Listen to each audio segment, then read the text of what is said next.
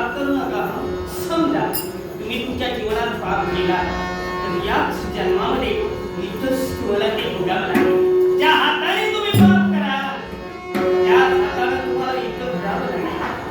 तो म्हणजे मरण येणार आणि यातना या देहाला भोगावे लागतील.